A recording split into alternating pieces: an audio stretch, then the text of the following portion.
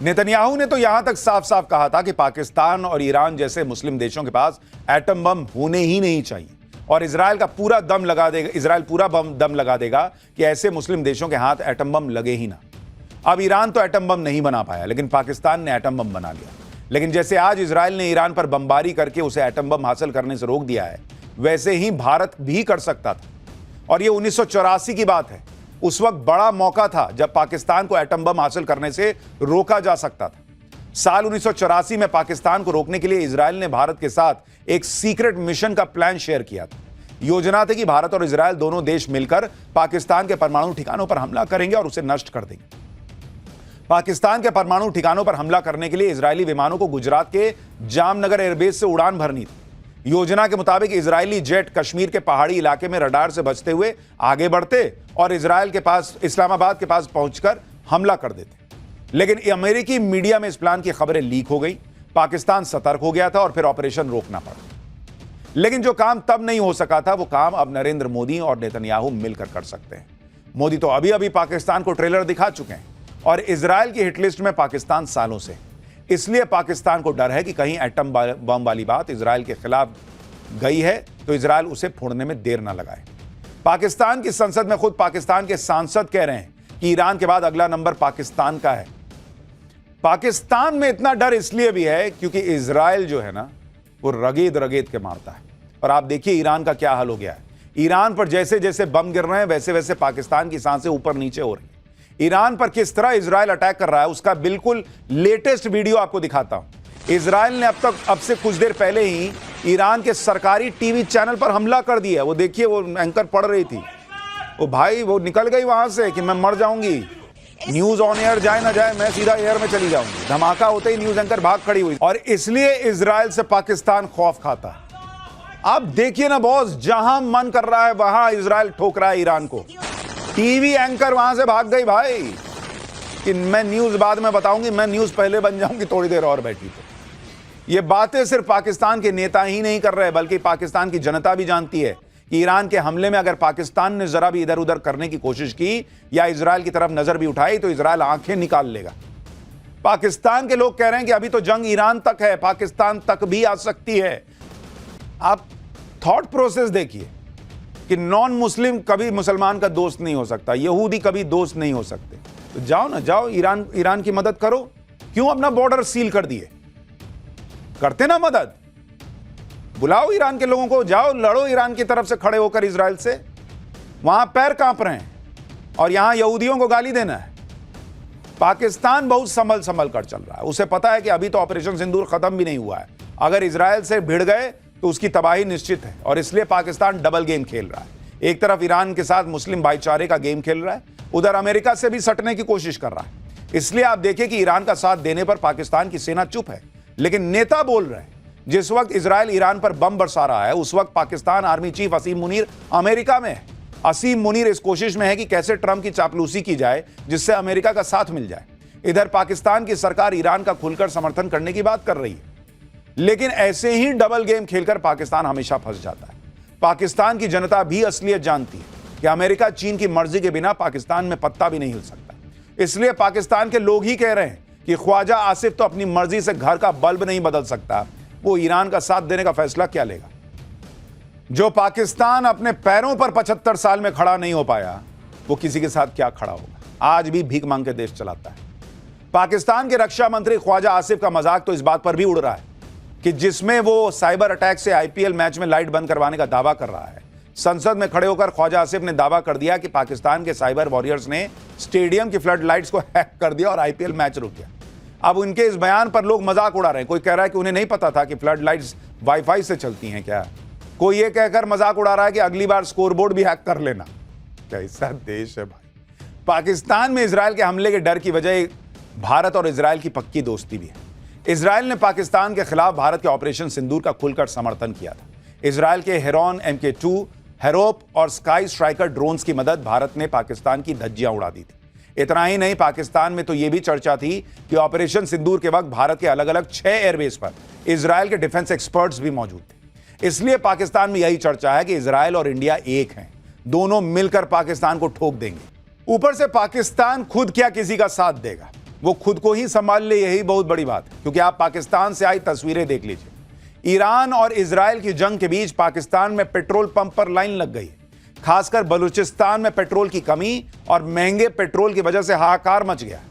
अब बलूचिस्तान के क्वेटा की तस्वीरें देखिए, जहां पेट्रोल पंप पर लंबी लंबी लाइनें लग गई हैं।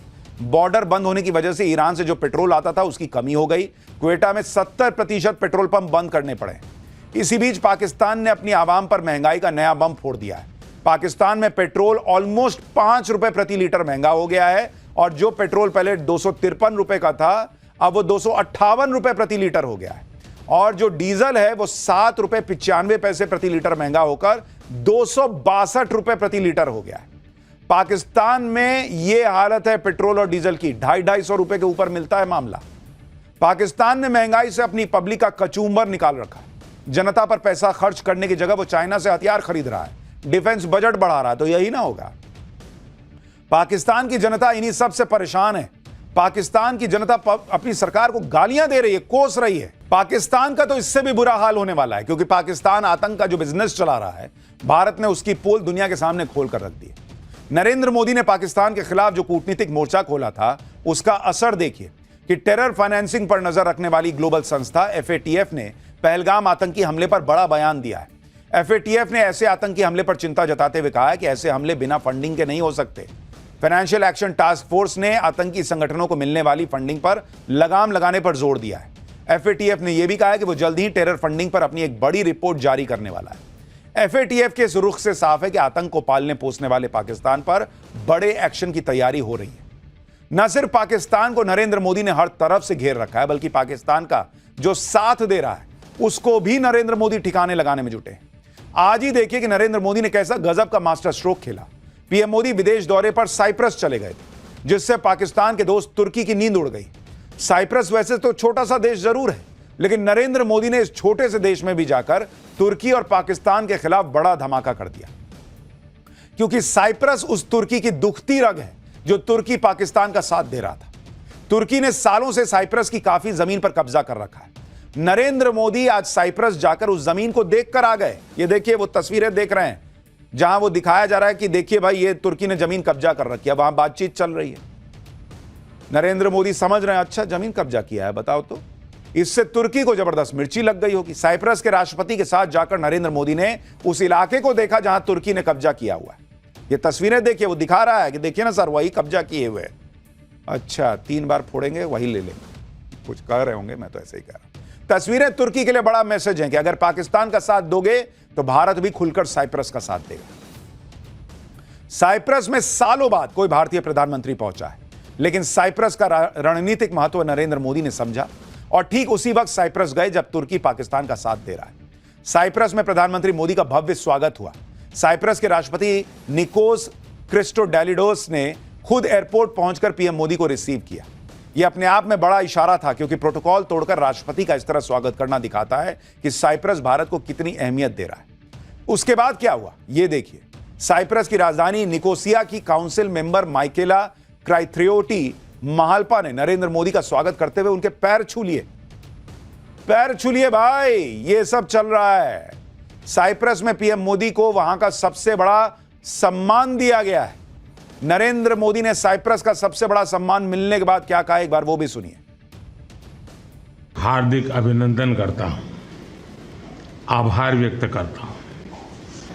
यह सम्मान केवल मेरा, नरेंद्र मोदी का सम्मान नहीं है, ये 140 करोड़ भारतवासियों का सम्मान है।